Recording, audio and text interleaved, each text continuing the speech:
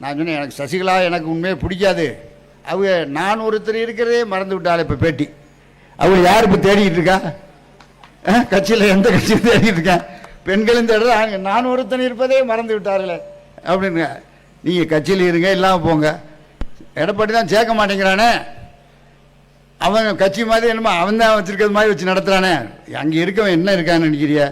இந்த எம்எல்ஏ சீட்டுக்காண்டி இங்கே உட்காந்துக்கிட்டு இருக்காங்க, வேற ஒன்று தொண்டர்கள் கிடையாது. இப்போ எங்கள் இதெல்லாம் இப்போ டிபாசிட் போச்சு. ராமநாதபுரம் மாவட்டத்தில் பாராளுமன்றத்தில் கூட்டணி கட்சி முஸ்லீம் லீக் நிற்கிது. நம்ம தலைவர் வேட்பாளரை போட்டு நாங்கள் வேலை செஞ்சுக்கிட்டு இருக்கோம். நானும் மாவட்டத்தில் மற்ற எல்லா தொண்டர்கள்லாம் வேலை செய்கிறோம். ஆனால் டெபாசிட் போச்சு ஏடிஎம்கே ஓபிஎஸ் வந்தார். என்னென்னும் பண்ணி பார்த்தார் ஜாதி. நான் அவர்கிட்ட கேட்டேன், இந்த இங்கே வந்தார் இந்த மதுரை ஏர்போர்ட்டுக்கு, நீ என்ன செஞ்சு 25 வருஷமாக அந்த சமுதாய மக்களுக்கு என்ன ஏன் ஒதுக்கி நிற்கிறிய? ஏன் தேவையில்லாத வந்து குழப்பம் தானே? நாங்கள் வாட்டுக்கு நிம்மதியாக வந்து வாழ்ந்துக்கிட்டு இருக்கோம். அவங்களுக்கு வேண்டியெல்லாம் 91 பஸ் விட்டேன், எல்லாம் பண்ணியாச்சு. ஒரே ஒரு காரியம் பண்ணணும்னா எல்லா ஊர்களுக்கும் தண்ணி கொடுக்கணும். என்ன கொடுக்கணும்? குடிநீர். அது கொடுத்துருவாங்க. எல்லா ஊரும் ஒரு போகம் விளையணும். அதுக்கு எல்லா கம்மாய்க்கும் ஒரு போகம் விளையிறதுக்கு தண்ணி கொடுக்கணும். அது ஒன்று தான் பாக்கி. அதை அடுத்த பிறகு செஞ்சிருவோம். இது ஒன்று தான். ஆகவே இப்போ மோடியை பற்றி சொன்னார். மோடி எத்தனை தவணை வந்தார்னா 8 தவணை வந்தார். என்ன செஞ்சார்? 8 தவணை. இப்போ 2வது தவணை 1ஆம் தேதி வரப்போகிறார், வந்துட்டு போகிறாரு. மோடி வந்தால் என்ன செய்ய போகிறார்? ஒன்றும் செய்ய போகிறதில்ல. கொள்கை அடிப்படையில் இங்கே திராவிட இயக்கம் தான் ஆள முடியும், வேறு எந்த கட்சியும் வர முடியாது. அதை நம்முடைய அண்ணன் வைகோ அவர்கள் தெளிவாக சொல்லிவிட்டார்கள்.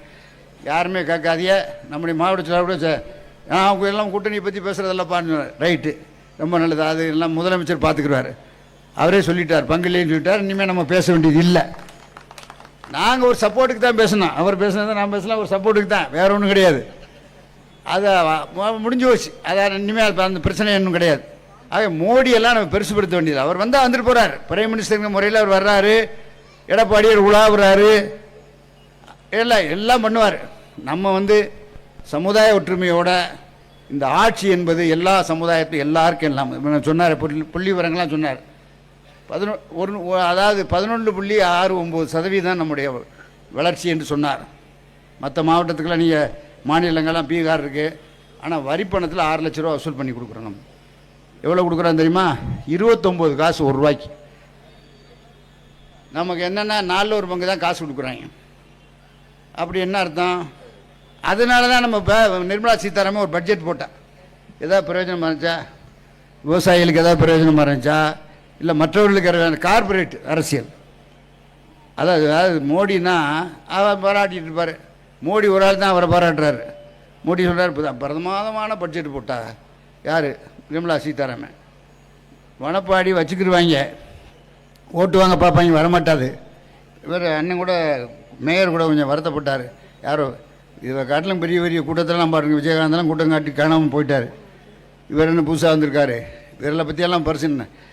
திராவிட மக்களுடைய உணர்வு என்ன இருக்குன்னா, திராவிட முன்னேற்ற கழகம் தான் ஆட்சியில் இருக்கணும் என்றது மக்கள் விரும்புகிறார்கள். இந்த பிஜேபிக்காரன் வந்து காங்கிரஸை வந்து ஏதாவது குடைச்சல் கொடுக்க மாட்டாரா? மாவட்ட செயலாளர் வந்து அது மாதிரி இவர் கண்ணப்ப கொடுக்க. நாங்கள் என்னென்னா நிலைமையே சொன்னோம், நீங்கள் இப்படியெல்லாம் இருக்காதியப்பா, எல்லோரும் ஒன்று சேர்ந்து தான் ஆட்சி அமைச்சா தான் நல்லதுன்னு சொல்கிறோம்.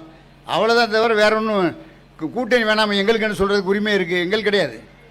அவர் தலைவர் அவர் யார் என்ன முடிவெடுக்கிறாரோ அவர் தெளிவாக சொல்லிட்டார். ஆட்சியில் பங்கு கிடையாது. 93 இடம் தானே வச்சுருந்தார் கலைஞர். அப்போ கொடுத்தாரா? எல்லா கட்சியும் தானே இருந்துச்சு. அப்போ அப்புறம் 150 தொகுதி நீ வரும்போது எப்படி 150லேருந்து 160 தொகுதி உதயசூரியன் ஜெயிக்க நீங்கள் பாருங்கள், எழுதிக்கிறீங்க, இன்றைக்கி எழுதிக்கிறீங்க.